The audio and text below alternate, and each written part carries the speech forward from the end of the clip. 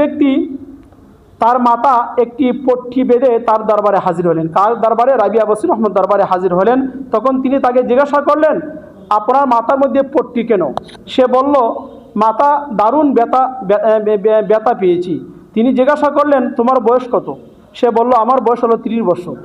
তিনি আবার রাবিয়া বসির রহমত আবার প্রশ্ন করলেন, এতকাল কি সুস্থ না অসুস্থ ছিলে? সে বলল, এতকাল তো সুস্থই ছিলাম। এবার হযরত রাবিয়া বসির রহমতুল্লাহ বললেন, তবে এতকাল এই সুস্থতার শুকরিয়া জ্ঞাপন করা কোনো চিহ্ন মস্তকে ধারণ করলেন না কেন?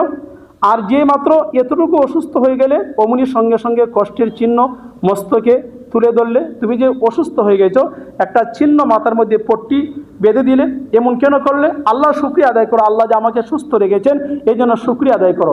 লাইন শাকারতুম লাযিদান্নাকুম ওয়া লাইন কাফারতুম ইন্না আযাবি লাশাদীদ।